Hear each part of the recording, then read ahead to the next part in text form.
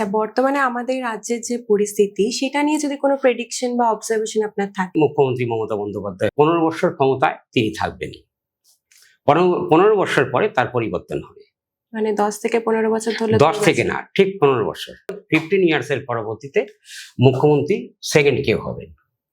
সেটা অন্য কোনো দল হতে পারে, বা সেও দেখা যাচ্ছে পদে অন্য কাউকে বসাতে পারে। সেকেন্ড কেউ হবে। কারণটা কি, ব্যাপার হচ্ছে একটা মানুষের পৃথিবীতে অমরবর নিয়ে আসে না। যার জন্য পরিবর্তন 2026-এ 100% হবে। পরিবর্তন আসবেই।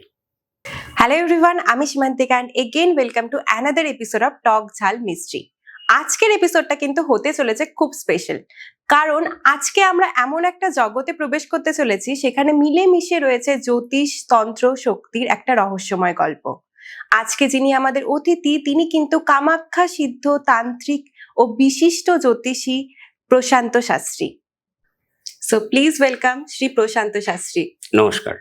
প্রথমেই অনেক অনেক ধন্যবাদ, আপনার এত বিজি শিডিউল তার থেকে সময় বের করে এসেছেন। Thank you so much. ধন্যবাদ, তোমাকেও ধন্যবাদ। তো আপনার এই তন্ত্র সাধনা বা এই জার্নিটা কবে থেকে শুরু হয়েছে? তন্ত্রবিদ্যাটা হচ্ছে আমার বংশ পরম্পরা বিদ্যা, হচ্ছে আমার পিতা করতেন সেই সূত্রে। আর বিশেষ করে ইন্টারেস্টিং সাবজেক্ট হচ্ছে আমার গুরু হচ্ছে তান্ত্রিক গুরু। আচ্ছা। তান্ত্রিক গুরু, ইভেন উনি সাধক বামাখ্যাপার হাতে স্বয়ং সিদ্ধি লাভ করেছেন। বিশেষ করে ঠাকুর নিগমানন্দের শিষ্য আমি, যিনি তন্ত্রজ্ঞান যোগ করেন, চতুর সাধনার সিদ্ধি লাভ করেছেন। এটা হচ্ছে আমার সবচাইতে গুরু শক্তিটা ব্যাকগ্রাউন্ড। আর 1990 থেকে মানে প্র্যাকটিক্যালি আমি আছি, মানে ব্রেন অ্যাস্ট্রোলজিতে ছিলাম। তার পরবর্তীতে 1997 সাল থেকে প্র্যাকটিক্যাল ফুললি আমি তন্ত্রবিদ্যায় আছি। এটা হচ্ছে আমার ব্যক্তিগত ব্যাকগ্রাউন্ড। তারপরে আস্তে আস্তে তারাপীঠ সাধনা করেছি। ইভেন কামাখ্যা মন্দিরের ভিতরে আমি ধ্যান করে সাধনা করেছি। কামাখ্যা নীল পর্বতেও ধ্যান করেছি। তারপরে গুয়াহাটির যে বগলা মন্দির আছে, ভেতরে আমি স্তব বন্ধনা মন্ত্র জপ করেছি। তা এটা হচ্ছে আমার বংশ পরম্পরা, গুরুমুখী বিদ্যা যদিও আছে। সাধক হতে গেলে তন্ত্রবিদ্যা পূর্বজন্মের যদি সংস্কার না থাকে, সে ব্যক্তি কোনো প্রকারের তান্ত্রিক এবং সাধক হতে পারে না। আচ্ছা, তো আমরা যেটা শুনলাম কামাখ্যা, ওটা নিয়ে পরে আসবো। তার আগে একটা কোয়েশ্চেন, আপনি তো দীর্ঘ 38 বছর ধরে তন্ত্রসিদ্ধ, তাহলে এখন অনেকেই রয়েছে যে নিজের ইচ্ছে পূরণের জন্য তন্ত্র সাধনায় মন দিয়েছেন বা তন্ত্র সাধনার দিকে যাচ্ছে, তাহলে সেটা কতটা সেফ বা আপনার কাছে এফেক্টিভ মনে হয়? প্রথমে আমি আমার প্রশ্নের উত্তরে আমি বলে গেলাম যে পূর্বজন্মের সংস্কার না থাকলে তন্ত্র সাধনা সিদ্ধি লাভ করে না। এখন লোক দেখানো তন্ত্র সাধনা করা আর বাস্তবে সিদ্ধি লাভ করা দুটো এক নয়। আচ্ছা, একটা লোক দেখানো তন্ত্র সাধনা করা, বাস্তবে সিদ্ধি লাভ করা দুটো এক নয়। তান্ত্রিক হওয়াটা সাধারণ ব্যাপার, সিদ্ধি লাভ করাটা অসাধারণ ব্যাপার। এবার তাকে সিদ্ধি করতে গেলে প্রাথমিক অবস্থাতে তাকে গুরুমুখী বিদ্যা মন্ত্র দীক্ষা নিতে হবে। দীক্ষা নিয়ে যে কোনো পীঠস্থানে, সেটা কামাখ্যা হতে পারে, সেটা তারাপীঠ হতে পারে, সেটা কেদারনাথ হতে পারে, বদ্রীনাথ হতে পারে, যে কোনো জায়গায় বসে তাকে অন্তত দীর্ঘ 5 বছরের মতো ধ্যান করতে হবে। সাধনাটা দরকার। হ্যাঁ, সাধনাটা দরকার। সাধনা না হলে তিনি কোনো প্রকারের তান্ত্রিক হতে পারবেন না। আচ্ছা, কিছু মন্ত্র শিখলে যে সে তান্ত্রিক হয়ে গেলে সাবজেক্টটা তা নয়, তাকে তন্ত্রবিদ্যাকে আয়ত্ত করতে হবে। অর্থাৎ তন্ত্র হচ্ছে যোগেরই একটা পার্ট। তন্ত্রের যে শ্বাসপ্রণালী, রেচক, পুরো, কুম্ভক, ইরা, পিঙ্গলা, শ্বসরমা, শ্বাসপ্রণালীকে কমপ্লিট করতে হয়। মানে আমি তথ্যগুলো যেগুলো আলোচনা করছি, এগুলো সাধারণ যারা আছে তারা এত তথ্য জানে না, কারণ দীর্ঘ ছোট্ট কাল থেকে যেহেতু আমার তন্ত্র সাধনা আমার বংশ পরম্পরা, যার জন্য ব্যাকগ্রাউন্ডের এত তথ্য আমার জানা আছে। তা আর বিশেষ করে যেহেতু আমি ঠাকুর নিগমানন্দের শিষ্য, তো এই জায়গায় আমার সবচেয়ে বড় পাওনা। প্রথমে যারাই তান্ত্রিক হবেন, প্রথমে তাকে 3 থেকে 5 বছর তাকে মন্ত্রযোগ ধ্যান সাধন করতে হবে। তারপরে তাকে তন্ত্রবিদ্যায় আসতে হবে। আর না হলে তাকে লোক দেখানো তান্ত্রিক। তন্ত্রবিদ্যাটা মূল উদ্দেশ্য মানে জীবের কল্যাণ করা। জীব অর্থাৎ সে একটা কীট পতঙ্গ, পশু পাখি, মশামাছি হতেই পারে, জীবের কল্যাণ করা অর্থাৎ মানব জাতির কল্যাণ করা, সমাজ সেবা, এটাই হচ্ছে মূল তন্ত্রবিদ্যা। আচ্ছা, তো আপনি তো 38 বছর ধরে এই প্রফেশনে যুক্ত, তো পুরোটাই কি রায়গঞ্জ থেকে শুরু? না, আমার প্রথম জীবন শুরু কামাখ্যার থেকে। আচ্ছা। কামাখ্যার গুয়াহাটির থেকে নীলপর্বত থেকে। তারপরে আস্তে আস্তে আস্তে আস্তে তারাতন্ত্রে যখন আমি এলাম, যখন আমি কামাখ্যার তন্ত্রে ছিলাম, কামাখ্যা যেমন একটা প্রচলিত মন্ত্র আছে, ওম কামাক্ষে বড়দেবী নীলপদ ভাসিনী তাং দেবী জগৎ মাতে মার্ত যোনি মুদ্রা নমস্কার, অর্থাৎ প্রথমে আমাদেরকে যোনি মুদ্রা সাধনা করে, তন্ত্রের মূল সাবজেক্টটা। তা সেইখান থেকে সাধনা করার পরবর্তীতে আমাদের প্রথমে মন্ত্রবিদ্যা শিখতে হয়। মানে তন্ত্রের দুইটা উল্লেখ আছে, একটা মান্ত্রিক একটা তান্ত্রিক। প্রথমে মান্ত্রিক হতে হবে, তারপরে তান্ত্রিক হতে হবে। প্রথমে আমাকে মান্ত্রিক হয়েছে, মন্ত্রবিদ্যায় পারদর্শী হতে হয়েছে, তারপরে আমাকে তন্ত্রবিদ্যায় আস্তে আস্তে সিদ্ধি লাভ করেছে। তা তন্ত্রে সিদ্ধি লাভ করেছি, কিন্তু সাধনায় সিদ্ধি লাভ করিনি। সাধনায় সিদ্ধি লাভ করতে গেলে তাকে মহাপুরুষ হতে হয়, অর্থাৎ দেহের থেকে প্রাণকে বের করে আবার দেহে প্রবেশ করানো। হ্যাঁ, এটা হচ্ছে প্রাণবায়ু। তাহলে ছোটবেলাটা তো খুবই কঠোর বা একটা ডিসিপ্লিনের মধ্যে আছে। এটা পূর্বজন্মের সংস্কার ছিল, ছোট্ট কাল থেকেই আসলে এক জন্মে একজন সাধক হতে পারে না। দীর্ঘ জন্মান্তরের সাধনায় সিদ্ধি লাভ করলেন মানুষ যখন অ আ ক খ দিয়ে শুরু করে তারপরে 1 2 3 4 5 6 7 তারপরে সর্বশেষ পিএইচডি করেন, তদ্রূপ এই তন্ত্রবিদ্যাটা এরকমই। আচ্ছা, আপনি যখন বললেন যে পূর্ব জন্মের একটা কানেকশন থাকে, তো তন্ত্র সাধনাতে অনেক সময় পূর্ব জন্মের কথা জানা যায়, এটা কি জানা যায়? এটা প্র্যাকটিক্যাল। আমি বাস্তব জীবনের একটি ঘটনা বলছি। তা ব্যক্তি পূর্বজন্মে যেমন অনেকেই বলে না যে ভূত প্রেত ধরেছে, এটা মেডিকেল সায়েন্সের বাইরে। মেডিকেল সায়েন্সের প্র্যাকটিক্যাল যাদের শারীরিক অসুস্থতা বা বড় ধরনের রোগ টোগ অস্ত্রোপচার হয়, তা সেই জায়গায় কিন্তু মেডিকেল সায়েন্সের একটা বড় ভূমিকা আছে।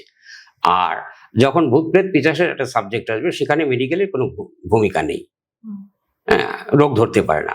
তদ্রূপ এই ধরনের কিছু মানে পীড়িত ব্যক্তি আমার চেম্বারে অনেকে আসে।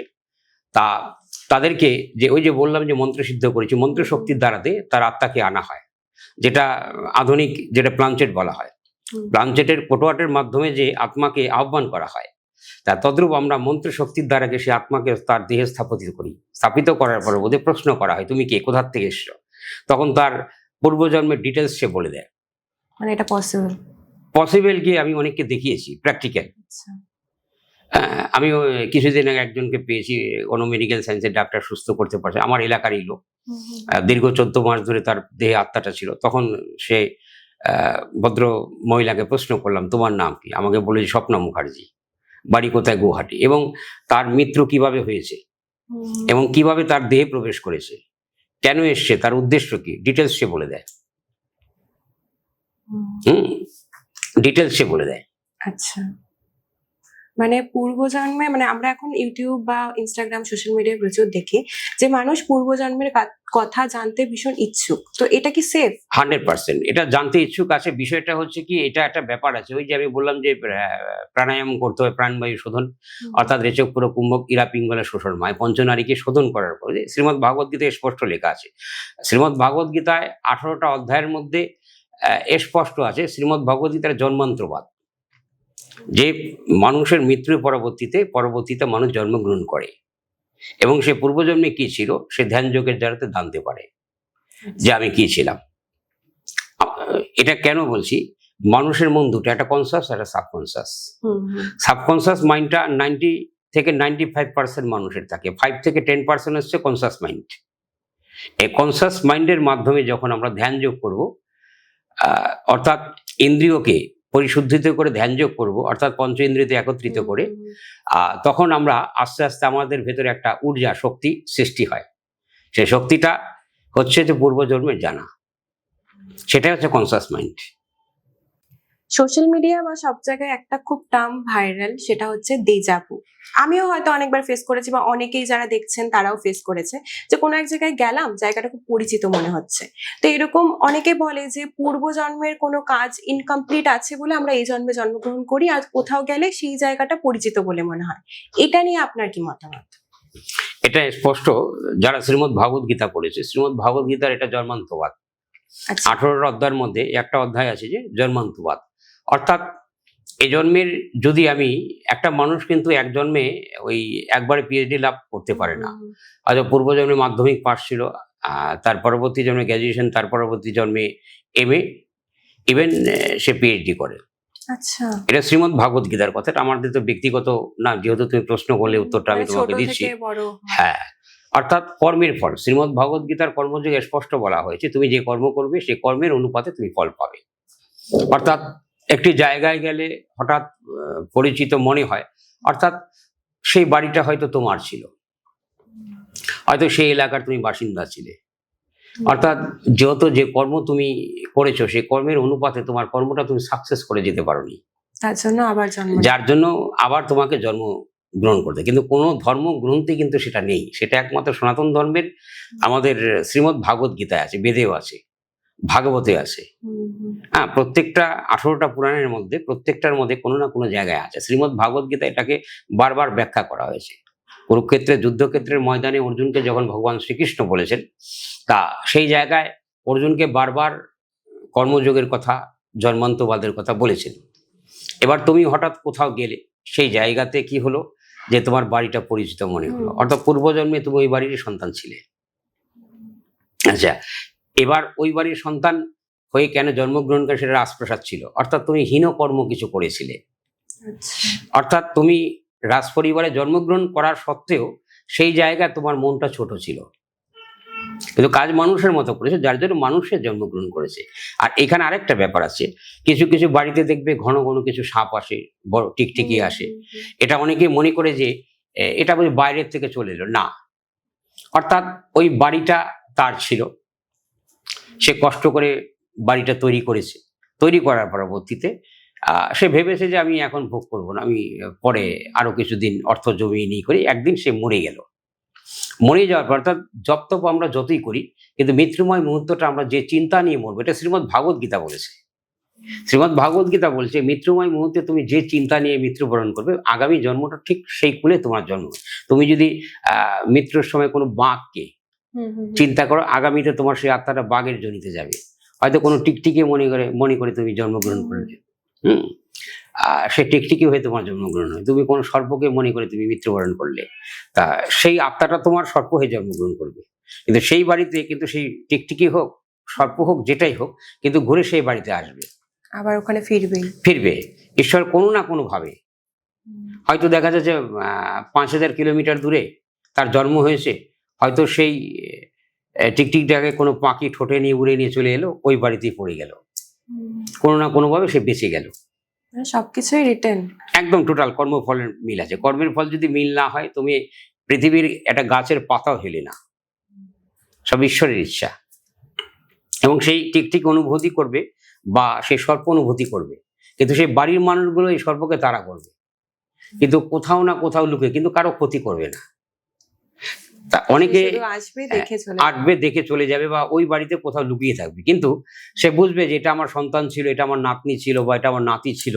সে সর্পটা বুঝবে, কিন্তু এরা বুঝবে না। এরা তো ভয়ে কাঁপবে, এটাকে ওঝা নিয়ে আসবে, সর্প ধরার লোক নিয়ে আসবে। সে টিকটিকির ব্যাপারটা, কীট পতঙ্গর ব্যাপারটা ঠিক তাই।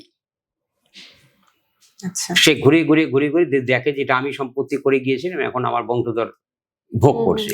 তা তদ্রূপ কর্মের ফল একটা এমনই জিনিস, তুমি যেই কর্ম করে তোমার মৃত্যুবরণ করবে, ঠিক পরবর্তী জন্মটা ঠিক তোমার সেটাই হবে। আচ্ছা, তন্ত্রে আমরা শুনেছি দক্ষিণাচার আর বামাচার দুটো পথ রয়েছে, তো এই দুটোর মধ্যে পার্থক্যটা কি আছে? খুব মানে ভাইটাল টপিকস প্রশ্ন করলে, খুব সুন্দর টপিকস এবং ভাইটাল টপিকস। তন্ত্রের বামাচারটা যেটা আছে, সেটা বর্তমান আমাদের তারাপীঠ শ্মশানে সেটা হয়, বামাচারের তন্ত্র। আর ডানাচারের যেটা তন্ত্র আছে, সেটা হচ্ছে বৈষ্ণব তন্ত্রের তন্ত্র। বৈষ্ণব তন্ত্রে যেটা আছে, বামাচারে যেটা আছে, যে সাধন ভোজন করতে গেলে মদ্য লাগে, মাংস লাগে, বা মরার মাথার কুলি লাগে, বা চন্ডালের বা পায়ের হাড্ডি লাগে, এরকম বামাচার। ইভেন মৎস্য ভোগ দেওয়া হয় যজ্ঞের মধ্যে, অর্থাৎ ভূত প্রেত পিচাস। শ্রীমদ্ ভাগবত গীতা স্পষ্ট বলেছে, যারা আমার দেবতাকে পূজা করে, তারা আমার দেবলোক প্রাপ্ত হয়। যারা আমার ভূত প্রেত পিচাসের পূজা করে, তারা আমার প্রেতলোক প্রাপ্ত হয়। তা এটা হচ্ছে বামাচার তন্ত্রের, যেটা মদ মাংস তন্ত্রে ব্যবহার হয়, এটা হচ্ছে বাম আচারে ধরা হয়। আর ডান আচারে যারা আছে, আমাদের মতো যারা সাধক আছে, তারা মাছ মাংস, পান বিড়ি সিগারেট মদ গাঁজা সব ত্যাগ করবে, অর্থাৎ ত্যাগী, ভোগী নন।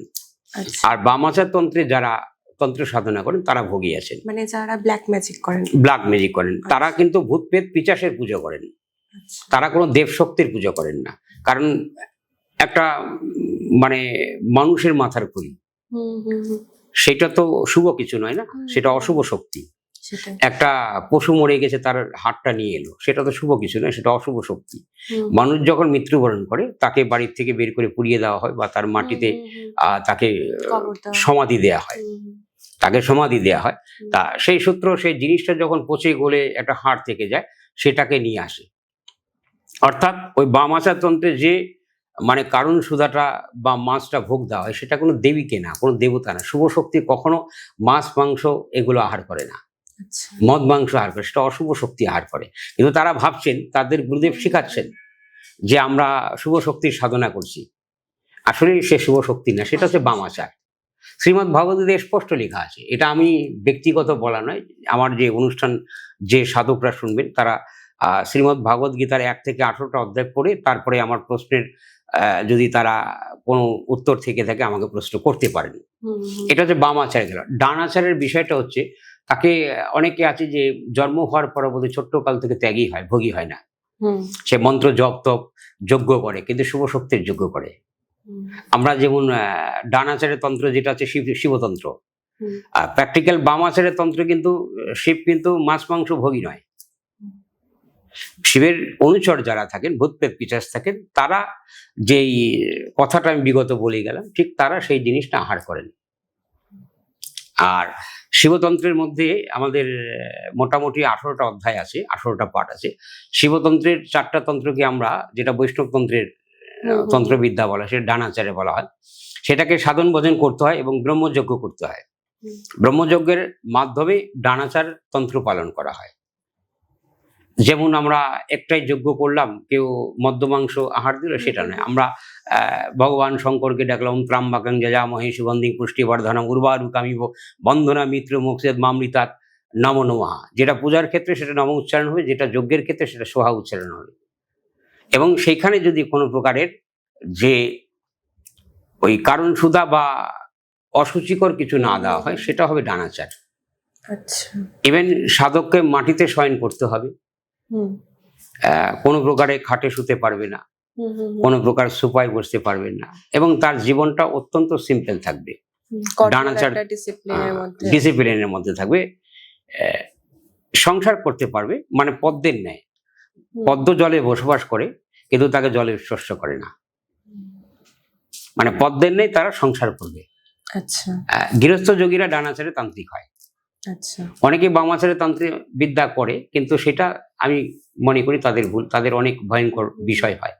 আচ্ছা, এই বিষয়ে যে ব্ল্যাক ম্যাজিক নিয়ে যে একটা কথা উঠলো, তো অনেকেই ধরো ফেস করছে অনেকদিন ধরে তার শরীর খারাপ বা কিছু, তো মনে হচ্ছে তাকে কেউ কিছু একটা করেছে ব্ল্যাক ম্যাজিক। এটা কতটা সত্যি বা কিভাবে বোঝা যায় তাকে ব্ল্যাক ম্যাজিক করা হয়েছে? নেগেটিভ পজিটিভ বলতে একটা ব্যাপার আছে। আমি কিছুক্ষণ আগে বলে গেলাম যে মেডিকেল সায়েন্সের অনেক কিছু সমাধান হয় না, আবার অনেক কিছু আমাদের মেডিকেল সায়েন্সের সমাধান হয়। কারণ হঠাৎ কারো একটা দাঁত ব্যথা হলো বা কারো একটা শরীরের কোনো জায়গায় পেন হলো, সেটা কিন্তু হঠাৎ করে ব্ল্যাক ম্যাজিকে যাবে না। তা সেটাকে আমাদের মেডিকেল সায়েন্সের ডাক্তারের কাছে যেতে হবে, গেলে সে পেন কিলার দিলে সেই জায়গাটা সুস্থ হয়ে যাবে। আর ব্ল্যাক ম্যাজিকের ক্ষেত্রটা কি হয়, মানে যারা হালকা রাশির লোক হয়, যেমন তুলো রাশি, ব্ল্যাক ম্যাজিক কাঁধের ওপর বেশি প্রয়োগ হয়। মানে সবাইকে কিন্তু ব্ল্যাক ম্যাজিক প্রয়োগ করলে তার দেহে লাগবে না। যেমন সিংহ রাশির লোক, মকর রাশির লোক, কুম্ভ রাশির লোক, এরা ভারী রাশি হয়, হালকা রাশিতে অ্যাটাক করে। সিংহ রাশি হচ্ছে রবির জাতক, এরা হচ্ছে রবির বংশধর, সূর্যের বংশধর, ভগবান সূর্যদেবের আদি দেবতা আমাদের। আর মকর রাশি, কুম্ভ রাশি, এরা হচ্ছে শনির জাতক জাতিকা, শনিদেবের বংশধর, অর্থাৎ তারা খুব ভারী রাশি হয়। যেমন কন্যা রাশি, তুলা রাশি, মিথুন রাশি, বৃশ্চিক রাশি, কর্কট রাশি, এইসব রাশির লোকেদের কিন্তু ব্ল্যাক ম্যাজিকটা বেশি হয়, অর্থাৎ অল্পতে। কিন্তু ব্ল্যাক ম্যাজিক করলেই যে তার দেহে লেগে যাবে তা না। যখন নাকি তার শনির সাড়ে সাথী বা মহাদশা, অন্তর্দশা, প্রত্যন্ত দশা, এই যখন 3টা দশার একটি দশা আসবে, বা রাহুর দশা, কেতুর দশা, 5টি দশার যে কোনো একটি দশা আসবে, অটোমেটিক ব্ল্যাক ম্যাজিক তাকে 6 মাস আগে বা 1 বছর আগে করেছে, কিন্তু সেটা সেই সময় তার দেহে প্রবেশ করবে। তখনই কোনো একজন ওই ডান আচারে তান্ত্রিকের কাছে যেতে হবে, বাম আচার নয়। মানে এই ডান আচার, হ্যাঁ করার জন্য। হ্যাঁ, ওটা শুভ শক্তি করার জন্য, সেটা মেডিকেল সায়েন্সে তার কাজ করবে না। আচ্ছা। অনেকের আমার কাছেই আসে, অনেকের অনেক টেস্ট রিপোর্ট করিয়ে থাকে, তার দেহে কোনো রোগ নেই, কিন্তু সেই ব্যক্তিটা অসুস্থ। সেটাকেই ব্ল্যাক ম্যাজিক বলা হয়, অর্থাৎ কালো তন্ত্র। অনেকে মানে কাছে শুনেছি, ধরো যে ব্ল্যাক ম্যাজিক করছে সেও অ্যাফেক্টেড হয়, মানে তারও ক্ষতি হয় আলটিমেটলি। 100% ক্ষতি হয়, কারণ একটা অশুভ শক্তি নিয়ে যারা খেলানীলা করে, অর্থাৎ খারাপ ভিউ চিন্তা নিয়ে যারা কর্ম করে, অর্থাৎ আমাদের ওই যে অ্যাকাউন্ট সেভিংস জমা হয়, সাধু সন্ন্যাসীরা তাদের কোনো স্বার্থ নেই যে আমি মন্ত্র জপ করছি কেন, ঠাকুরের পূজা করছি কেন, কারণ অর্থাৎ পৃথিবীর ম্যাক্সিমাম মানুষই ধর্ম আচার পালন করে না।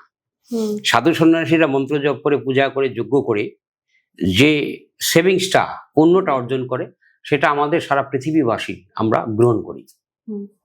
মানে তাদের শুভ কর্মের ফলটা আমরা পাই। কিন্তু তারা যারা অশুভ করছে তাদের কর্মের ফল দেখা যাচ্ছে, যজ্ঞ করতে গিয়ে মারা গেল, হঠাৎ করে স্ট্রোক করে মরে গেল। হয়তো মানুষ ভেবেছে যে স্ট্রোক করে সেই লোকটা মরে গেল, আসলে তা না। যে অশুভ শক্তি নিয়ে খেলাধুলা করতো, হয়তো কোনো ভূত প্রেত পিশাচ নিয়ে তিনি খেলা করতো, বা একটা কালো, অনেক চ্যানেলে বলে থাকে জিন আছে, বা অশুভ কালো শক্তি দিয়ে সে একটা পরিচালনা করছে, সেই শক্তিটা দেখা যাচ্ছে তাকে একদিন ধ্বংস করে দেয়।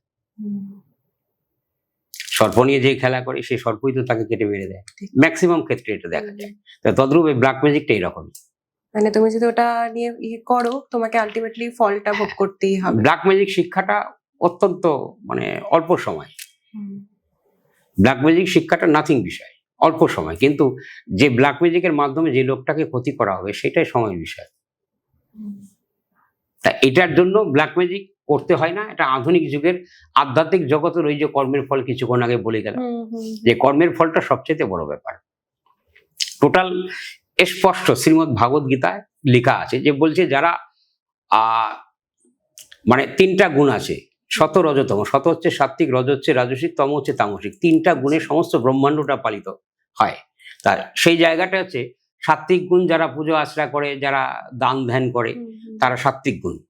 অনেকে আছে যে আমি বাড়িতে একটা দুর্গা পূজা করবো, কালী পূজা করবো, আমি 1000 লোক খাইয়ে দিব, 1000 বস্ত্র দান করব, মানে মনে একটা অহংভাব, তারা হচ্ছে রজগুণের মানুষ। অনেকের বাড়িতে পুজো করছে, সে মদ খেয়ে, মাংস খেয়ে নাচানাচি করছে, এদিকে ব্রাহ্মণ পুজো করছে, সেটা হচ্ছে তমগুণের। অর্থাৎ এই তামসিক গুণের শক্তি হচ্ছিল ব্ল্যাক ম্যাজিক। এবং যারা মদ মাংস আহার করে পুজো করে, তারা ভূত প্রেত পিশাচের পূজা করে। আর যারা অনেক লোকজন খাইয়ে ঢাকঢোল পিটিয়ে পুজো করে, তারা রজগুণের পুজো করেন।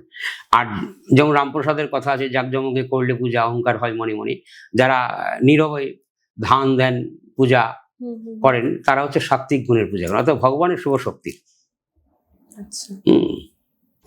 আপনি তো এত বছর কামাখ্যায় সাধনা করেছেন, তো আমরা সবাই জানি কামাখ্যার একটা পাওয়ারফুল অরা রয়েছে। আপনার এক্সপিরিয়েন্স কি ছিল ওখানে? কামাখ্যার এক্সপিরিয়েন্স বলতে এটা বোঝায়, যদিও প্রশ্নটা তুমি ঠিকঠাক মতো করতে পারোনি। এবার কামাখ্যা তন্ত্রের যারা সাধনা করবে, কামাখ্যার অনেকগুলো মানে সাবজেক্টের সাধক আছে, যারা সাধক আছে। একটা অঘরপন্থী আছে, একটা কপালিক সাধক আছে, আর একটা গড়িয়াপন্থী আছে। গড়িয়াপন্থী যেটা আছে কিছুক্ষণ আগে বলে গেল সাত্বিক তন্ত্রের। অঘরতন্ত্র যারা আছে তাদের কোনো বাদ বিচার নেই, তারা এই জগতে নিজেকে মানে মৃত বলে মানে মনে করেন, এবং তারা সব মাংস পর্যন্ত ভক্ষণ করেন। কিন্তু এই জগতের সবকিছু তাদের কাছে অমৃত, সর্বস্ত সর্বময় তাদের কাছে অমৃত। আর কপালিক সম্পদে একজন সাধু আছেন, যারা কামাখ্যার প্রধান। আর নাগা সম্প্রদায় যেটা একজন আছেন, এটা অঘরতন্ত্রের মধ্যে পড়ে। 4 প্রকারের সাধু আছেন। একটা আছে পরমহংস টাইটেলের সাধু আছেন, একজন আছে সরস্বতী সম্পদের সাধক আছেন, আর একটা নাথ সম্পদের সাধু আছেন, একটা যোগী সম্পদের সাধু আছেন। এই 4টা সম্পদের সাধুর মধ্যে কপালিক সম্পদের যারা সাধন আছে তারা কামাখ্যার তন্ত্রের মধ্যে বেশি জোর দিয়ে থাকেন। অঘরতন্ত্রে যারা আছেন তারা যদিও শিবের উপাসক, কারণ শিবের উপাসক তখনই হতে হবে, শক্তির সাধনা না করলে শিব সাধনায় সিদ্ধি লাভ করেন না। আর কামাখ্যাকে বলা হয় শক্তিপীঠ, আচ্ছা, আর তারাপীঠকে বলা হয় সিদ্ধপীঠ। কারণ এই প্রশ্নের মধ্যে কামাখ্যা এবং তারাপীঠ দুটাই আসবেন। কেন বলছি, কামাখ্যার যে তন্ত্রটা আমরা আছে সেটা তেতার যুগে ভগবান রামের যুগে আমি যাচ্ছি। ভগবান রামের গুরুদেব যে বৈশিষ্ট্যমণি আছে, বৈশিষ্ট্যমণি তিনি কামাখ্যা পর্বতের ভুবনেশ্বরী মানে মন্দিরের চূড়ায় তিনি 10,000 বছর সাধনা করেছিলেন। 10,000 বছর, 10,000 বছর সাধনা করে মানে মা তারার সাধনাকে সিদ্ধি লাভ করেন। ভগবান রাম যখন পৃথিবীর থেকে 4 অংশে রাম লক্ষণ ভরত শত্রুঘ্ন রূপে জন্মগ্রহণ করেছিলেন, পৃথিবীর থেকে যখন চলে যান 4 জনকে রেখে গিয়েছিলেন। একটা হচ্ছে তার গুরুদেব বৈশিষ্ট্যমণি, একজন হচ্ছে বিভীষণ, একজন হচ্ছে পবন পুত্র হনুমান, আর একজন জাম্বুমান। জাম্বুমানকে রেখে গিয়েছেন কেন? যে কলির যুগে ভগবান শ্রীকৃষ্ণ আসবেন তার ঘরে যে কন্যা সন্তান জন্মগ্রহণ করবেন জাম্বুবতী রূপে, এটাও ইনিও তন্ত্রের পাঠে আসবেন, এটাও তন্ত্রের পাঠে আসবেন। তা তদ্রূপ তখন দৈববাণীর একটা ডাক এলো রামের গুরুদেব বৈশিষ্ট্যমণির, যে আমাদের যে তন্ত্রবিদ্যায় দশমা বিদ্যা 10টা তন্ত্র, তো তার 10টা তন্ত্রের মধ্যে 2টাই গুপ্ত বিদ্যা ছিল। একটা বিদ্যা ছিল বগলামুখী, আর একটা বিদ্যা ছিল তারাতন্ত্র। বগলামুখী সাধনা যখন সারা পৃথিবীতে প্রলয় হলো, পৃথিবীর যখন প্রলয় হলো তখন ভগবান বিষ্ণু সৌরাষ্ট্র হরিদ্বার সরোবরে তিনি সাধনায় সিদ্ধি লাভ করেছেন মা বগলামুখী, মানে যেটা আমরা মানুষ জাতি জন্মগ্রহণ করছি মনু। তা মনু সেই পৃথিবীর প্রলয়কালে একটি মানে কাঠের নৌকোর মধ্যে মানুষ নিয়ে, জীবজন্তু পশু পাখি কীট পতঙ্গ নিয়ে সে নৌকায় উঠে গিয়েছেন। ব্রহ্মদেবের মানে ব্রহ্মার মানুষ পুত্র। তারপরে যখন সারা পৃথিবীতে প্রলয়, শুধু তার মানে তার যে কাঠের নাওটা ছিল সেটা ভাসছেন। তখন হরিদ্বার সরোবরের একটু চূড়া মানে জেগেছিল। তখন মা ব্রহ্মাস্ত্র বিদ্যা বগলামুখী মানে প্রলয় রোধকারিণী, তাকে প্রলয় বর্ষণী বলা হয়, প্রলয় রোধকারী। তখন সে সাধনা করে ভগবান বিষ্ণু তাকে সিদ্ধি লাভ করলো, যার জন্য ব্রহ্মাস্ত্র বিদ্যা বগলামুখীকে বলা হয়। আচ্ছা, মানে এটা সৌরাষ্ট্রের হরিদ্বার সরোবরে। এবার আমি কামাখ্যা তন্ত্রে আসছি। তখন বাকি ছিল তারাতন্ত্র বিদ্যা। তখন রামের গুরুদেবের বৈশিষ্ট্যমণির একটি মানে দৈববাণীর ডাক এলো যে তুমি কামাখ্যার নীল পর্বতের যে ভুবনেশ্বরী মন্দিরের চূড়ায় আছে সেখানে তুমি মা তারার সাধনা করো, আমারই শক্তির রূপ, তুমি তারার সাধনা করো। তখন তিনি সেখানটা যান, যে 10,000 বছর সাধনা করেছেন, সিদ্ধি লাভ করতে পারেননি, কোনো প্রকার সিদ্ধি লাভ করতে পারেননি। কারণ যেহেতু প্র্যাকটিক্যালি সেখান দিয়ে তাকে দিয়ে সেই মন্ত্র বীজটাকে জাগরিত করবেন, মানে অরিজিনাল তারা সাধনার হচ্ছে 1 অক্ষরী বীজের মন্ত্র উচ্চারণ, 1 অক্ষরী বীজের। তা সে সাধনা করার মধ্যে 10,000 সেখানে সিদ্ধি লাভ করতে পারেননি। তখন মনের একটা ইচ্ছা হলো যে আর এই সাধনা করব না, আমিও বৈকুণ্ঠে চলে যাব। তদ্রূপ তখন আবার সেই দৈববাণীর ডাক আসে, বলল যে তুমি চণ্ডীপুর মহাশ্মশানে, মানে আমাদের তারাপীঠের মূল নাম হচ্ছে চণ্ডীপুর। আচ্ছা, তারাপীঠ যেটা আমরা মহাশ্মশান বলি সেটার নাম তারাপীঠ নয়, সেটা চণ্ডীপুর মহাশ্মশান। তখন বললো যে চণ্ডীপুর মহাশ্মশানে তুমি সাধনায় সিদ্ধি লাভ করো। এবার এই কথার টপিক্সটা আমি একটু পরে আসছি। যখন সেখানে 10,000 বছর সাধনা করলো, সেই স্থানটায় যেটাকে আমরা আসন জাগ্রত করি, সেখানে পঞ্চমুণ্ডির আসন করতে হয়। পঞ্চমুণ্ডির আসন করে সেখানে আসন জাগ্রত করে তারপরে সেখানে সাধনা করতে হয়। যেহেতু তিনি পঞ্চমুণ্ডির আসনের প্রণালী জানেন না, কিভাবে তৈরি করতে হয়, কারণ সেই তন্ত্র যেহেতু সমস্ত পৃথিবীর প্রলয় হয়ে গিয়েছে, সেখানে তো তন্ত্রটা নেই, লুপ্ত হয়ে গিয়েছে। এবার ভগবান বিষ্ণু আবিষ্কার করেছেন এবং তাকে আবিষ্কার করতে হয়েছে। তা তদ্রূপ সেইখান থেকে যখন চণ্ডীপুর মহাশ্মশানে তিনি এলেন, যদিও প্রশ্নটা আমায় কামাখ্যা করেছে, আমি যেহেতু তারাপীঠ আগে শেষ করে দিচ্ছি। তা তদ্রূপ সেখানে যখন চণ্ডীপুর মহাশ্মশানে এলেন, কিন্তু যে পীঠস্থানে তিনি সিদ্ধি লাভ করবেন সেই জায়গা খুঁজে পাচ্ছেন না। আচ্ছা, তারপরে বহু কষ্ট করে তখন সেখানে সাধনা শুরু করলেন, কিন্তু সিদ্ধি লাভ করেন না। তখন আবার সেই দৈববাণীর মানে তারার থেকে প্রশ্ন এলো যে তোমাকে পঞ্চমুণ্ডির আসন সিদ্ধি করতে হবে। তা এবার প্রশ্নটা যে পঞ্চমুণ্ডির আবার আসন কি? পঞ্চমুণ্ডির আসনটা হচ্ছে, তখন তাকে যে শক্তিকে প্রশ্ন করলো যে আমি কিভাবে পঞ্চমুণ্ডির আসন সৃষ্টি করব। 2টা চণ্ডাল জাতির মাথা, একটি বানরের মাথা, একটি বেজির মাথা, একটি সাপের মাথা, এই পাঁচটাকে একত্রিত করে তাকে প্রাণদান প্রাণ প্রতিষ্ঠা করে। অর্থাৎ যে চণ্ডাল ছিল তাকে মন্ত্রশক্তির দ্বারাতে আবার জীবিত করতে হবে, বেজিকে জীবিত করতে হবে, শেয়ালকে জীবিত করতে হবে, সর্পকে জীবিত করতে হবে। অর্থাৎ পাঁচটা প্রাণীকে জীবিত করে তাকে তাদের কাছ থেকে অনুমতি নিতে হবে যে আপনাদের যে মৃত শবের হাড় দিয়ে আমি এই পঞ্চমুণ্ডির আসন সৃষ্টি করে আমি শক্তির সাধনা করবো, মা তারার সাধনা করব, তাতে কি আপনারা এতে রাজি আছেন? তা সে অনুমতি নিতে হবে। যাই হোক, সে জোগাড় করে সে অনুমতি নিলেন, নেয়ার পরবর্তীতে সেইখানে সাধনা করলেন। কিন্তু তারপরেও সেই রামের গুরুদেব 10,000 বছর আবার চণ্ডীপুর মহাশরণ অর্থাৎ তারাপীঠ মহাশরণ সাধনা করেছেন, সিদ্ধি লাভ করতে পারেননি। তারপরে সিদ্ধি লাভ তারপরে 10,000 বছর প্লাস এই 10,000 20,000 বছর টোটাল সাধনা করেছেন, তারা সাধনা সিদ্ধি লাভ করতে পারেননি। তখন তিনি সেই পঞ্চমুণ্ডির আসনে বসে মানে ব্রহ্ম মুহূর্তে মানে কমণ্ডল থেকে জল দিয়ে সেখানে অভিশাপ দেন যে এই পঞ্চমুণ্ডির আসনে বসে যে তোমার 3 লক্ষ বার জপ করবে, এক মন এক ধ্যান এক চিত্তে, সেই তোমার আরাধ্য দেবী হবে, তুমি তার আরাধ্য দেবী হবে। তখন অভিশাপ দিয়ে রামের গুরুদেব সেখান থেকে চলে যান।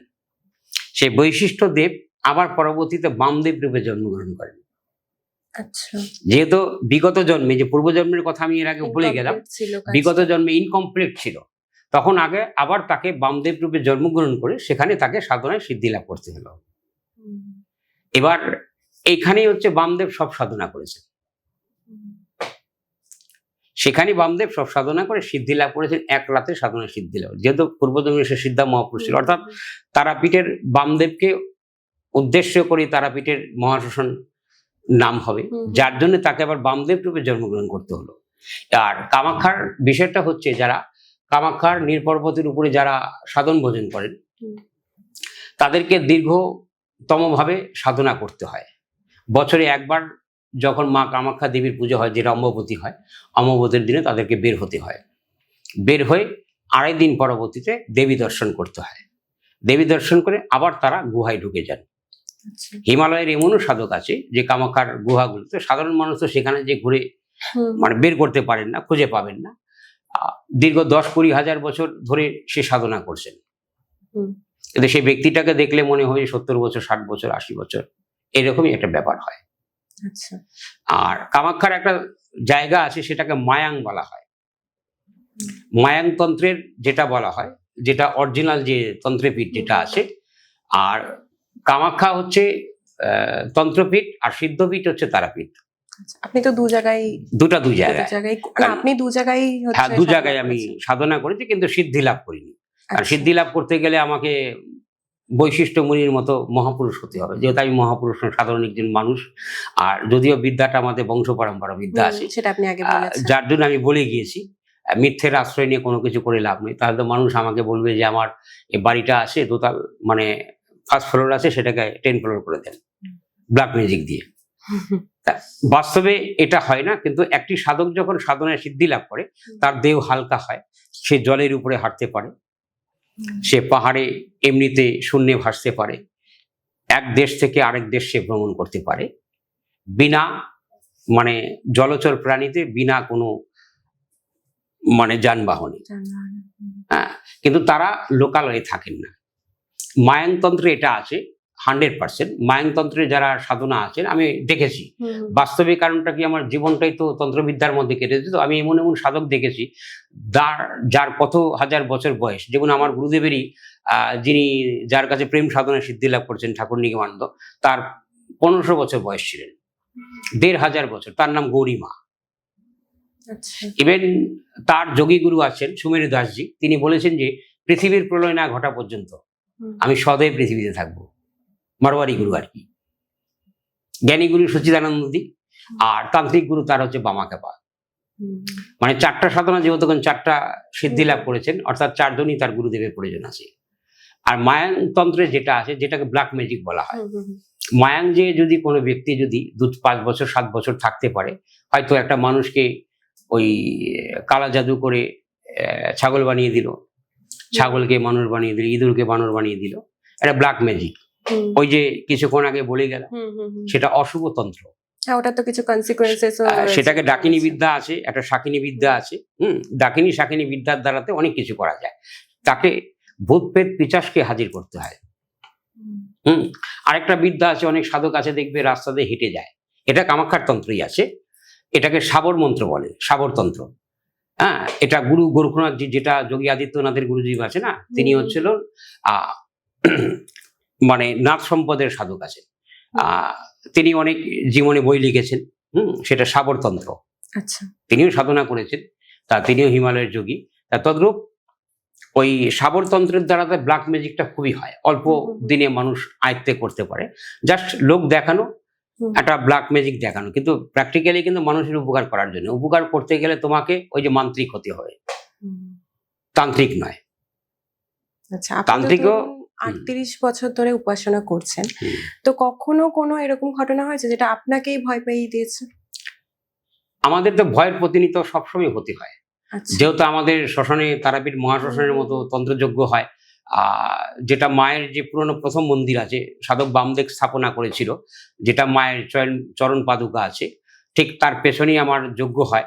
আর বামদেবের যে সমাধিটা আছে সেখানেও আমি দীর্ঘ, ওখানে সাদা বাবার একটা আশ্রম আছে, সেখানে করেছি। সেই জায়গাটা এখন নোংরা হয়ে আছে, সেখানে এখন হয় না। বামদেবের ঠিক সমাধির পেছনটায় মায়ের চরণ পাদুকার পেছনে হয়। তা মানে অলৌকিক একটা দৃশ্য আমি বলছি। এটা খুব সম্ভবত 2013 কি 14 হবে। তা বামদেবের সমাধির পেছনে ঠিক আমি যজ্ঞ করছি। আমার সাথে অনেক আমাদের উত্তরবঙ্গের গণ্যমান্য ব্যক্তি এবং অনেক হাই প্রোফাইলের ম্যান গিয়েছেন। তা যজ্ঞে যখন আমি বসছি, আমাদের সন্ধ্যার পরে যজ্ঞে বসতে হয়, সারা রাত যজ্ঞ হয়, ভোরবেলা যজ্ঞ শেষ হয়। তা যদি সেই যজ্ঞ যদি শক্তিকে আহ্বান করে, সে সর্পরূপে হোক, বানর রূপে হোক, টিকটিকি রূপে হোক, এসে যজ্ঞের কাছে বসে থাকবে। আচ্ছা, তা যজ্ঞ যখন আরম্ভ করব, যখন পুজোটা আমার শেষ হলো, মন্ত্র আরম্ভ করলাম, প্রাণদান প্রাণ প্রতিষ্ঠা মন্ত্র করতে হয়। তা প্রাণদান প্রাণ প্রতিষ্ঠা মন্ত্র যখন আমি করলাম, সেই জায়গাতে কি হলো, একটা সর্প এলো। সর্পটা ওই কিছুটা হলুদ কিছুটা কালো, মানে যেটাকে কোবরা বলে। একটা সিন কোবরা না, একটা কিং কোবরা একটা আছে না, মানে পৃথিবীর সবচেয়ে বিষধর সর্প, মানে বেশ বড় আকারের। আমি এখানে যজ্ঞ করছি, ঠিক ওই জায়গার মধ্যে আছে। তা এবার আমার যারা ক্লায়েন্ট আছে তারা খুব ভয় পেয়ে গেল। ভয় পেয়ে যে বলছে যে দাদা কি করে হবে। তখন আমি বললাম যে তোমার আজকের এই যজ্ঞটা পরিপূর্ণতা হবে। যে যে কামনা নিয়ে সে একটা রূপ ধারণ করে এখানে এসছে, সারা রাত দেখবে বসে থাকবে। তখন ওকে বললাম যে কাউকে ডিস্টার্ব করেন, ওখানে বসো। তা যজ্ঞ শুরু করলাম, ঠিক তখন থেকে ওখানে বসে আছে যজ্ঞ, বসে থাকার পরে ভোরবেলা যজ্ঞটা ঠিক হলো। কিন্তু যারা সেখানে বসে আছে তাদের তো প্রাণে খুব ভয় পেয়ে গেল। কিছুক্ষণ পরে যজ্ঞের মন থাকে, কিছুক্ষণ পরে চোখ ওখানে চলে যাচ্ছে। কিন্তু সুন্দরভাবে ওখানে যে বসে আছে, যজ্ঞটা যে দর্শন দেখছেন, সেখানে একটা অনুভূতি হলো যে স্বয়ং মাই হয়তো সেখানে সেই রূপ ধারণ করে এসছেন। ঠিক যজ্ঞটা যখন শেষ হলো, তখন দাঁড়ানোর পরবর্তী তাকে বললাম যে ঠিক আছে, যজ্ঞ শেষ হয়েছে, অনুমতি দাও, দিলাম, তুমি চলে যাও। চলে গেল। তা এরকম অলৌকিক ঘটনা আমাদের অনেক হয়। আবার অগ্নিতে আবার অনেক সময় মা আবির্ভূত হয়, যেটা তন্ত্রযজ্ঞ গুলো হয় না, যেটা আমরা পূর্ণাঙ্গ বগলামুখী করি, বা দশমার্বিতা, ছিন্নমস্তা, ভুবনেশ্বরী, এইসব যজ্ঞ করলে একদম পূর্ণ রূপ অগ্নির মধ্যে সে মায়ের রূপ জীব ধারণ। আমি এখানে একটা উদয়পুরে একটা বাড়িতে করেছিলাম, আমাদের উত্তর দিনাজপুরে উদয়পুরে একটা বাড়িতে করেছিলাম। স্বয়ং মা কালীর যে টোটাল আকৃতির রূপটা, ওনারা ঢাকের তালে ঢাক বাজাচ্ছিলেন দীর্ঘ সময়। একটি আগুনের যদি ভুল কিছু হয়, হয়তো 2-1 সেকেন্ড থাকবে, দীর্ঘ সময় সেই বিশাল জীব ধারণ করে সেই বাড়ির লোক বাচ্চাগুলো একদম কালো হয়ে ফিট হয়ে যাওয়ার মতো। হ্যাঁ, তা সেই যজ্ঞের অনেক সময় আমাদের এখানে ওই ছায়া মূর্তি রূপে, অগ্নিরূপে আবির্ভূত হয়। এটা 100%। অনেকবার আপনি দেখেছেন? অনেকবার ভিডিও আমার কাছে আছে। বা দেখা যাচ্ছে যজ্ঞ করতে অগ্নি আমার মুখে ঢুকে যায়, আমার এখানে ভিডিও আছে, আমি দেখাতে পারবো। আগুন মুখে ঢুকে যায়, মানে তাহলে তো এরকম ভাবে আমার কাছে ছবিও আছে। আচ্ছা, মানে আপনি তো একতরফা মানুষের উপকারই করছেন, যেভাবেই হোক, আপনাদের তন্ত্র সাধনা বা জ্যোতিষ যেভাবেই হোক। তো এক্ষেত্রে তো অনেক সময় বিপদেও পড়তে হয়েছে, যেরকম আপনি বললেন আগুন মুখে ঢুকে যাচ্ছে বা হ্যাঁ, কিছু। বিপদে পড়তে হয়েছে, কিন্তু সেই বিপদটা উদ্ধার প্রথমে তো আমাদের মারণবিদ্যা শিখতে হয় প্রথমে। কারণটা কি, একটা মেডিকেল ডাক্তার যদি এই বিদ্যা শিখতে গেলে প্রথমে এমবিবিএস বিদ্যাটা যখন শিখতে যায়, তখন তো তাদেরকে কাটাছিড়া করতে হয়। কাটাছিড়া যদি না হয়, তাহলে সেটা শিলি দিয়ে জোড়া দিবে কি করে? প্রথমে আমাদেরকে খারাপ কর্মটা শিখে তারপর ভালো কর্ম শিখতে হয়, যে লোকটাকে ভালো করতে হবে। সেটা সাধারণ একটা গাছ দিয়ে শিক্ষা গ্রহণ করতে হয়, বা যে কোনো একটা দ্রব্যের উপরে প্রয়োগ করে, সেটা মানুষের ক্ষতি করে নয়। কিন্তু দেখা যাচ্ছে তন্ত্রে যারা মানুষকে ক্ষতি করে, টুডে টুমরো, তাদেরকে সেই পথে মৃত্যুবরণ করতে হয়। মানে তুমি যে কর্মটা সেই পথে করবে, সেই 100%, কর্মফলটা ওই যে পাবে। কিছুক্ষণ আগে বললাম যে সব সাপুরিয়া যে সাপ নিয়ে খেলা করে, মানে 100%-এর মধ্যে 90% সাপুরিয়ার রেজাল্টটা সর্পের হাতে দংশনে মৃত্যু হয়। অর্থাৎ যে বিদ্যা নিয়ে সে খেলাধুলা করবে, যে বিদ্যা নিয়ে যে অপব্যবহার অপপ্রচার করবে, অর্থাৎ অপব্যবহার যারাই করবে তাদেরই ঠিক ওইভাবে মৃত্যু হয়। আচ্ছা, আপনি তো ধরুন বহু লাইফ, মানে বহু জনের লাইফ নিয়ে প্রেডিকশন করেছেন, নিজের লাইফ নিয়ে কখনো ভেবেছেন কিছু? নিজের লাইফ নিয়ে প্রেডিকশন সেটা করার মতো সময় হয় নাই, কিন্তু ব্যাপারটা হলো কোথায়, যারা সাধু সন্ন্যাসী আছে তারা নিজেকে নিয়ে ভাবে না। যে শক্তির তারা সাধনা করে, যদি সঠিক পথের মার্গ হয়, সেই শক্তি তাকে রক্ষা করে। যেমন আমি বাস্তব জীবনের আমি একটা ঘটনা বলি। আমাদের এই রেল লাইনে যে শনি মন্দির আছে, আমি তখন এটা 2010 বা 11 হতে পারে, বা 12 হতে পারে, এক্স্যাক্টলি সালটা মনে নেই। আমি একটা সাইকেল নিয়ে যাচ্ছি, ঠিক রেল লাইনের অপর পাশের একটা গলির থেকে এসে, বাইক 70 থেকে 80 কিলোমিটার দূরে, ঠিক আমার সাইকেলটা এইভাবে মেরে দিল সে বাইকটা। খুব সম্ভবত পালসার বাইক ছিল, মেরে দিল। মেরে দেওয়ার পরবর্তীতে আমি ঠিক ওই জায়গায় দাঁড়ানো আছি, আমার সাইকেলটা হিললই না, ওই বাইকটা উল্টো পাল্টা হয়ে পড়ে গেল। সেখানে বহু লোক উপস্থিত ছিল। তারপরে আমি সাইকেল থামিয়ে তার কাছ থেকে আমি তাকে উঠালাম, কিন্তু ও আমাকে দেখে থম কাঁপছে। যে একটাই প্রশ্ন, যে আমি পড়ে গেলাম বাইক নিয়ে, এত কিছু, আপনার কিছু হলো না? আপনার তো কিছু হয়নি। আমার সাইকেলটা ওই জায়গায় দাঁড়িয়ে আছে। এটা একটা আমার জীবনে বড় অলৌকিক ঘটনা। মানে আপনি এত সাধনা করছেন, তো আপনাকে প্রোটেক্ট করার জন্য কেউ না কেউ রয়েছে। এখন দেখো, সাধন ভজনটা তো আমরা যারা সাধু সন্ন্যাসী আছি, আমি সাধু সন্ন্যাসীটা কি জানো? সমাজ গড়ার কারিগর। যারা সাধু সন্ন্যাসী আছে তারা সমাজ গড়ার কারিগর। আমরা এই সাধন ভজন ধ্যান করি আমাদের ব্যক্তিগত মানে উপকারের জন্য নয়, এই জীবের কল্যাণের জন্য। দেখবে ম্যাক্সিমাম সাধু সন্ন্যাসী ভিখারি হয়। তা এখন প্রশ্ন করে যে সে এত লোকজনের উপকার করে, তাহলে নিজের ভাগ্য পরিবর্তন করতে পারে না কেন? এবার প্রসঙ্গটা আছে, একটা মানুষের ভাগ্য পরিবর্তন, বাট নাথিং। তুমি শ্রীমদ্ ভগবদ গীতায় স্পষ্ট লেখা আছে, তুমি টাকা চাইবে, ধন চাইবে, সম্পত্তি চাই, পেয়ে যাবে, কিন্তু ঈশ্বরকে চাইবে, মুক্তি চাইবে, সেটা পাবে না। ধর্মের পথে যারা অবলম্বন করে তারা সহজে নিজের ভাগ্য পরিবর্তন করে না। সাধারণ ব্যাপার, ভাগ্যটা পরিবর্তন, বাট নাথিং। মানুষ ধরো ঐশ্বর্য চায়, টাকা চায়, বাড়ি চায়, গাড়ি চায়, সুন্দর সন্তান চায়, নারীরা সুন্দর একজন স্বামী চায়,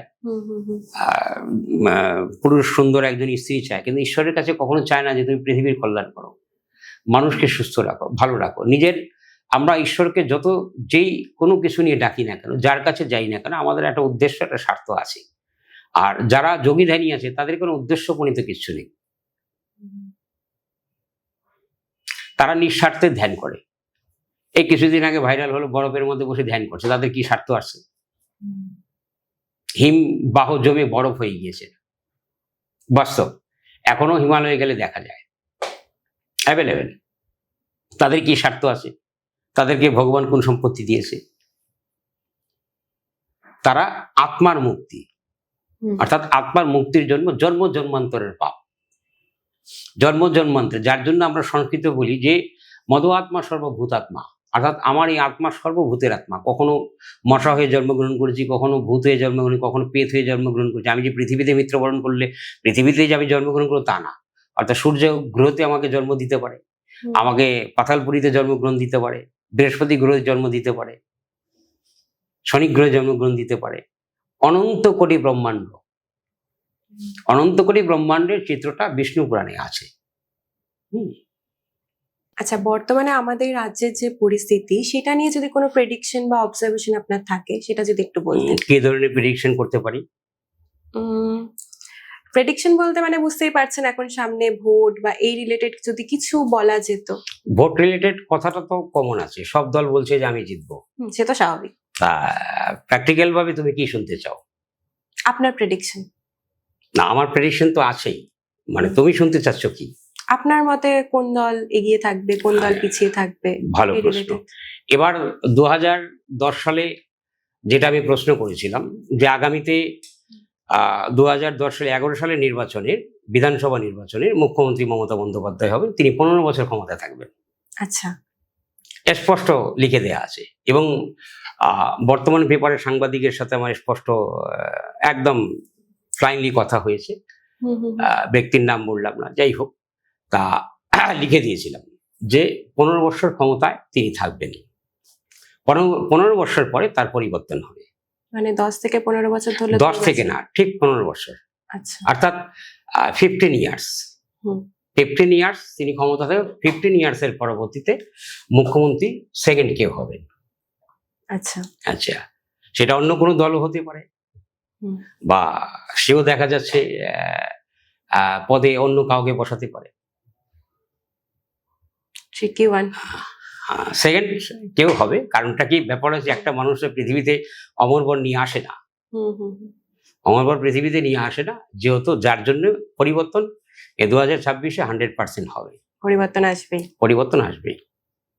আপনি তো তন্ত্র সাধনা নিয়ে অনেক কিছু বললেন, আমরা এটাও জানি আপনার জ্যোতিষেও অনেক জ্ঞান রয়েছে।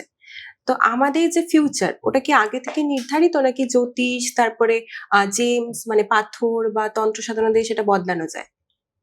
এবার সবকিছু যে তন্ত্র সাধনায় বা তন্ত্রবিদ্যায় পরিবর্তন হবে তা না। প্রত্যেকটার মানুষের যে জন্ম কুণ্ডলীর উপরে, তার জন্ম লগ্নে যার যে ঘরে চন্দ্র থাকবে, চন্দ্র যে ঘরেই থাকবে তার সেই রাশি। অর্থাৎ এই চন্দ্রের স্থান থেকে এবং দশা মহাদশ অন্তর্দশার বা প্রত্যন্ত দশার হিসাব থেকেই প্রত্যেকটা মানুষের ভাগ্য এবং রাশি নির্ধারণ হয়, প্রত্যেকটা মানুষের। অর্থাৎ দশা তার কিসের দশা জন্ম হলো, কোন লগ্নে তার জন্ম হলো, তার লগ্নপতি কতটা স্ট্রং আছে, তা প্রত্যেকটা মানে অ্যাভারেজ ফিউচার মাইনাস প্লাস যোগ বিয়োগ করে সেটাকে আমরা বিচার করি যে তার ভাগ্যটা কি ধরনের নির্ধারণ করতে হয়। বাস্তবে তো 12টা রাশি, 12টা লগ্ন, 27টা নক্ষত্র, পৃথিবীতে 800 কোটি লোক, 12 ভাগে ভাগ করলে প্রায় 78 কোটি প্লাস লোকের একটাই রাশি, যার জন্য প্রত্যেকটা মানুষের রাশি 78 কোটি প্লাস লোকের রাশি একটা হলেও তো সেই জায়গায় প্রত্যেকজনের রাশিফল প্রত্যেকজনের সাথে ম্যাচিং হয় না, তার জন্য আলাদা করে একটা আলাদা করে তার একটা ব্যক্তিগত কুণ্ডলী জন্মের টাইমটা তার নির্ধারণ করতে হয়। আচ্ছা, ওই নির্ধারণের সময়ের উপরেই সবকিছু বিচার হয়। কুণ্ডলীতে কারো একটা কোনো এই যোগ রয়েছে বা এটা কোনো একটা অশুভ কিছু রয়েছে, সেটা কি মানে এসব জ্যোতিষ বা পাথর দিয়ে বদলানো যায়? রত্ন দিয়ে জন্মে আটকানো যায়? রত্ন দিয়ে আটকানো যায়, রত্ন দিয়ে ভাগ্য পরিবর্তনও করা যায়। আর নামগোত্র সংকল্প প্রাণদান প্রাণ প্রতিষ্ঠা করে রত্ন ধারণ করাতে হয়। আর জনম কুণ্ডলিতে যদি কালসর্প যোগ থাকে, মঙ্গলিক যোগ থাকে, তা কালসর্প মাঙ্গলিকের ক্ষেত্রে কি আছে, অনেক ক্ষেত্রে রত্ন সমাধান হয়ে যায়, আবার অনেক ক্ষেত্রে রত্ন ধারণ করার পরবর্তীতেও তাকে ওই যজ্ঞ করাতে হয়, অর্থাৎ মানে দোষ খণ্ডন করতে হয়। আচ্ছা, মানে কুণ্ডলী সংস্কার করাতে হয়, সেটা তন্ত্রযজ্ঞের মাধ্যমে করাতে হয়। আচ্ছা, মানে এটা পসিবল। এবার একটা ট্রেন্ডিং কোশ্চেনে চলে আসি, অনেকেই হয়তো এখন জানতে চাইছে, সেটা হচ্ছে 2026-এ কোন রাশি কি হতে চলেছে, মানে রাশিফল, সেই নিয়ে যদি আপনি কিছু বলতেন। আচ্ছা, 2026 যেহেতু প্রথম রাশির মেষ রাশি হয়, তা মেষ রাশির একটি পরিবর্তন রয়েছে। তা ওই যে কিছুক্ষণ আগে আমি বলে গেলাম যে যতই আমরা রাশি নিয়ে আলোচনা করি, অর্থাৎ তার লগ্ন কুণ্ডলীর উপরে সবকিছু নির্ধারণ করে। মেষ রাশির একটা পরিবর্তন রয়েছে, কিন্তু আর্থিক ব্যাপারটা খুব সাবধান। মানুষকে ধার দিলে খুব বুঝে শুনে ধার দেবেন, তাতে অর্থ নষ্ট হওয়ার সম্ভাবনা আছে। আর ব্যক্তিগতভাবে আপনার জীবনের 2026 সালের পরিবর্তন আসবেই যদি আপনার লগ্ন কুণ্ডলী চার্ট ভালো থাকে। আর অর্থনৈতিকের ক্ষেত্রে আপনার বিগত দিনগুলো যেরকম খারাপ কেটেছে, আগামী 2026-এ খুব ভালো যাবে। আচ্ছা, 2026-এ আপনার খুব ভালো যাবে। এই রহস্যময় যাত্রা নিয়ে আমাদের সাথে থাকার জন্য থ্যাংক ইউ সো মাচ। তো আমাদের পরিবারের তরফ থেকে এই ছোট্ট একটা উপহার সাথে রাখলে খুব খুশি হব। আপনার কি মনে হয় আমাদের ভবিষ্যৎ আগে থেকেই নির্ধারিত, না আমরা নিজের হাতে সেটা গড়ে নিতে পারি? মতামত কিন্তু অবশ্যই কমেন্ট সেকশনে জানাবেন। আর আজকের এপিসোডটা কেমন লাগলো সেটাও জানাতে ভুলবেন না। আজকের এপিসোডটা ভালো লাগলে বা আমাদের জার্নিটা ভালো লাগলে অবশ্যই একটা সাবস্ক্রাইব, লাইক, কমেন্ট করে দেবেন। তো দেখা হচ্ছে নেক্সট এপিসোডে আরো নতুন অজানা গল্প নিয়ে। নমস্কার।